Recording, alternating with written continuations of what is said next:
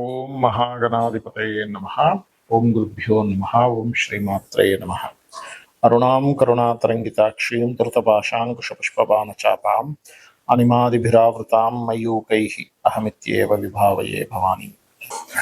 ప్రేక్షకులకి ఆ లలితాంబిక అమ్మవారి యొక్క అనుగ్రహం పరిపూర్ణంగా కలగాలని మనస్ఫూర్తిగా కోరుకుంటూ మనం ఈరోజు సూర్య భగవానుడి యొక్క మార్పు అంటే మిథున రాశి నుంచి కర్కాటక రాశిలోకి జూలై 17వ తేదీ నుంచి ఆగస్టు 17వ తేదీ మధ్యలో ఈ సూర్యుడు కర్కాటకంలో ఉంటాడు.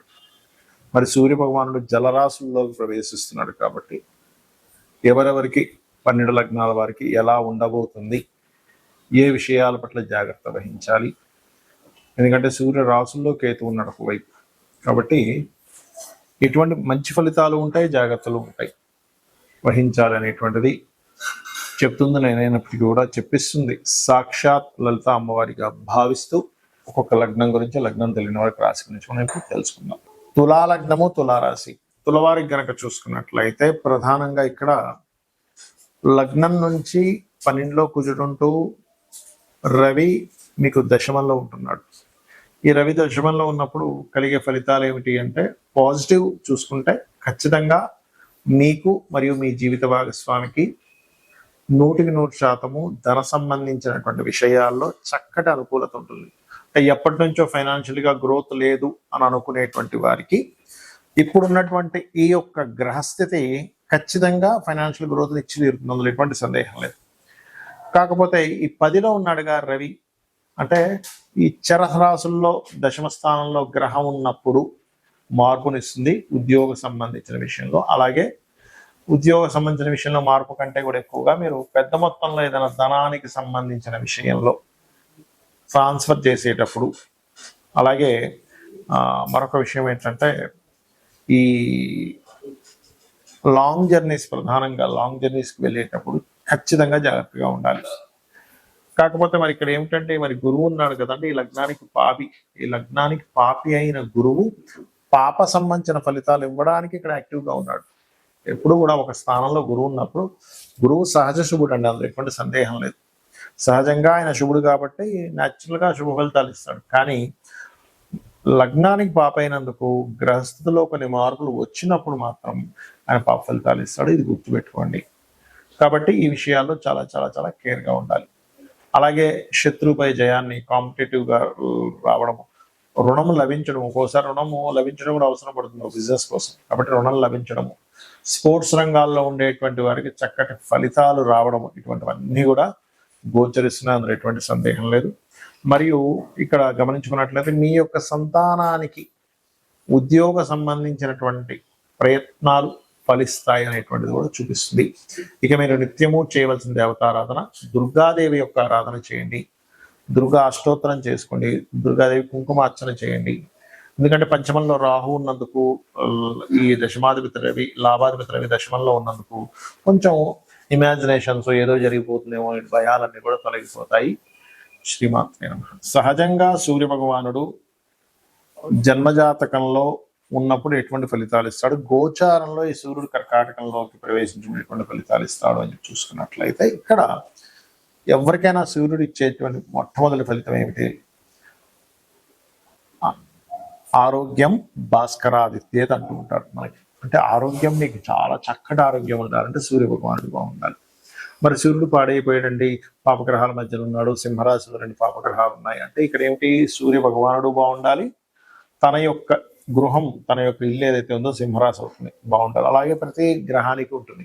ఇప్పుడు కుజుడు ఉన్నాడు అనుకోండి, మేషము, వృశ్చికము, శుక్రుడికి వృషభము, తుల, బుధుడికి మిథునము, కన్య, కర్కాటకానికి చంద్రుడు, సింహానికి రవి, అదేవిధంగా ధనుర్మీనాలకి గురువు, మకర కుంభాలకి శని. ఇలాగా ఆ గ్రహము, ఆ యొక్క గ్రహం ఉండేటువంటి రాశిలో ఉండే ఆ గ్రహాలు ఎలా ఉన్నాయి చూసుకోవాలి. ఆ రకంగా ఎవరికైనా ఉదాహరణకి రవి స్థానం పాడైంది అనుకోండి, దీన్ని పితృదోషము అంటారు. అంటే వంశ అభివృద్ధి అవ్వడానికి ఎక్కడా కూడా గ్రహస్థితులు అక్కడ మనకి సహకరించట్లేదు కాబట్టి దాని పితృదోషము, అంటే పితృదేవతల యొక్క అనుగ్రహం ఇవ్వాల్సింది ఇవ్వలేకపోతున్నారు.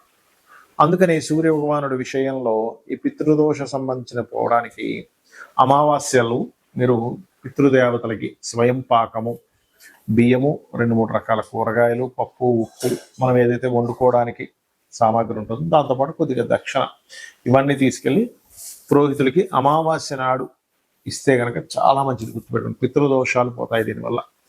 అలాగే మరొక విషయం ఏంటంటే, ఈ గోచారంలో ఈ రవి అంటే సూర్య భగవానుడు ఎప్పుడైతే కర్కాటక రాశిలోకి ఎంటర్ అవుతూ ఈ కేతువు యొక్క ఎనర్జీస్ ఎంటర్ అవుతున్నాడో ఎప్పుడూ కనీ విని ఎరుగనంత విపరీతమైనటువంటి వర్షాలు కలుగుతాయి. గుర్తుపెట్టుకోండి, కనీ విని ఎరగ బాబు ఏంట్రా బాబు అసలు ఇంత వర్షపాతం ఉందేమిటి, ఇంత అంటే వాటర్ రిలేటెడ్గా సంబంధించినవి. ఎందుకంటే ఇక్కడ కేవలం రవి జలరాశులు ఉండటం మాత్రమే కాదు, రవితో పాటు బుధుడు ఉన్నాడు. బుధుడు మంచివాడే కదండి అంటే అది వక్రిస్తున్నాడు. మరి వక్రిస్తే ఏమిటి, రవి బుధుడితో కలిసి ఉంటే ఏమిటి, వక్రిస్తే ఏమిటంటే ఇప్పుడున్న ప్లానటరీ పొజిషన్. ఎందుకంటే రవికి ప్రొసీడింగ్ హౌసెస్ అంటారు, మనకి నాడే ఆస్ట్రాలజీలో ఉంటుంది. కేతు ఉన్నాడు, దాని తర్వాత కుజుడు ఉన్నాడు. ఈ ఎనర్జీస్ కూడా యాడ్ ఆన్ అవుతున్నాయి అక్కడ రవికి బుధుడు ద్వారా, రవి ఉండేటువంటి జలరాశుల వల్ల. ఈ సంవత్సరం అధిపతి కూడా రవి కాబట్టి జల సంబంధించినటువంటివి మరింత పెరుగుతాయి. అంటే భారీ వర్షాలు పడటం, సునామీ లాంటి వరదలు రావడం, ఒక్కసారిగా సముద్రం ముందుకు వచ్చి కొంతవరకు నష్టం జరగడం, అంటే ఏదైనా జల సంబంధంగా. రవి మరలా మీకు కర్కాటక రాశిలోకి వెళ్ళడం, కర్కాటక నుంచి సింహరాశిలోకి వెళ్ళడం కూడా అప్పుడు కొంచెం అగ్ని సంబంధంగా, ఆల్రెడీ అగ్ని సంబంధంగా కుజుడు మనకి సింహరాశిలో వచ్చినప్పటి నుంచి చెప్తున్నాం అగ్ని సంబంధించినవి జరుగుతాయి, అగ్ని ప్రమాదాలు జరుగుతాయి, జాగ్రత్త జాగ్రత్త. ఆ రకంగా అగ్ని సంబంధించినటువంటి విషయాలు అధికంగా జరుగుతూ ఉంటాయి. ఏది కర్కాటక నుంచి సింహంలోకి వెళ్ళాక. అయితే మరి ఎంతసేపు ఈ ప్రమాదం ఎలా అంటే ఏదైనా మంచి కూడా ఉందా అంటే, ఇక్కడ ఒక మంచి ఏమిటంటే సంవత్సరంన్నర వరకు ఈ బంగారానికి సంబంధించినటువంటి విషయంలో కొంత కంట్రోల్ ఉంటుంది. ఇప్పుడు చూడండి, ఒక 6-7 నెలల్లోనే 60-70 వేలు ఉండేటువంటి బంగారం 1,00,000 వచ్చి కూర్చుంది, అక్కడ తిరుగుతోంది. ఒక 2-3 వేలు పైకి పెరగడం, కిందకి తగ్గడం, అక్కడే తిరుగుతుంది. కొంచెం ఈ సింహంలోకి వచ్చినప్పుడు కొంచెం గ్రో అవుతుంది. కానీ ఎప్పుడైతే సింహం నుంచి మరలా అంటే ఆగస్టు 15 నుంచి సెప్టెంబర్ 15 మధ్యలో, జూన్ జూలై కదా, సో ఆగస్టు 17 నుంచి సెప్టెంబర్ 17 మధ్యలో కొంత రైజ్ అయ్యి మళ్ళీ దాని తర్వాత కంట్రోల్లో ఉంటుంది బంగారం. కాకపోతే ఈ కుజుడు ఎప్పుడైతే కన్యారాశిలోకి ఎంటర్ అయి అలాగ వృశ్చికము, తులా వృశ్చిక రాశిలో సంచరిస్తుంటాడో ఖచ్చితంగా ఏవైతే మనకి రియల్ ఎస్టేట్ రంగం కుదేలైపోయింది, అయ్యో భూముల రేట్లు రేవనుకునేటువంటివి, ప్రత్యేకంగా భూ సంబంధించినవి, నేనేది అపార్ట్మెంట్స్ విషయంలో కాదు, భూమికి సంబంధించినటువంటివి 100% రేట్లు పెరిగిపోయి. మీరు అవుట్స్కట్స్లో చూడండి, సంవత్సరంన్నర నుంచి ఆగిపోయి ఉన్నాయి అలాగా, రేట్లు పెరగట్లేదు వాళ్ళు అమ్ముకోవట్లేదు, అలా ఉండిపోయి అలా స్ట్రక్ అయిపోయినటువంటి భూ సంబంధించినవి పెరగడం ప్రారంభమవుతుంది. సేల్స్ అనేది పెరుగుతుంది, రొటేషన్ అయిపోయినది పెరుగుతుంది. అలాగే గురువు కూడా మనకి కర్కాటకంలోకి వస్తున్నాడు కాబట్టి వెండి ధర కూడా పెరుగుతుందండి. వెండి ధర విపరీతంగా పెరుగుతుంది, గుర్తుపెట్టుకోండి. కాబట్టి వెండి ధర పెరగడము, భూ సంబంధించిన రేట్లు పెరగడము, ఆ పర్టికులర్ మంత్లో గోల్డ్ కొంతవరకు రైజ్ అవ్వడము. కాకపోతే ఒక సంవత్సరం వరకు కొంత కంట్రోల్లో ఉంటుంది. ఇంకొక మాట చెప్తున్నాను, ఇప్పుడే 4.5 సంవత్సరాల తర్వాత గోల్డ్ రేట్ సడన్ గా డౌన్ అయిపోద్ది. ఉన్న రేట్ కంటే 20-30% డౌన్ అయిపోద్ది, గుర్తుపెట్టుకోండి. అంటే ఇవన్నీ ముందుగా ఎందుకు చెప్తున్నా అంటే, ఆ సమయంలో కొంతమంది గోల్డ్ మీద ట్రేడ్ చేసే వాళ్ళు ఉంటారు, గోల్డ్ కొనుక్కొని ఇన్వెస్ట్మెంట్గా మార్చుకునే వాళ్ళు ఉంటారు. గోల్డ్ ఇప్పుడే కొనేసుకుందాము తర్వాత పెరుగుతుంది అనుకునే వాళ్ళు ఉంటారు, ఇప్పుడు పెరగదు అనుకున్నప్పుడు అనవసరంగా దాని మీద ఇన్వెస్ట్మెంట్ చేయడం ఎందుకు అనుకుంటుంటారు. గోల్డ్ కంటే కూడా నా బెస్ట్ సజెషన్ ఏంటంటే, ఇప్పుడు భూమి మీద పెట్టండి, this is the right time. ఇప్పుడు పెరుగుతుంది, మీరు ఇప్పుడు పెట్టినట్లయితే ఒక 2 సంవత్సరాలు 3 చూసుకుంటే డబుల్ త్రిబుల్ అయ్యే ఛాన్సెస్ 100% ఉంది. కాబట్టి ఈ యొక్క పని చేయండి, ఖచ్చితంగా మీకు బాగుంటుంది. శ్రీమాత్రే నమః.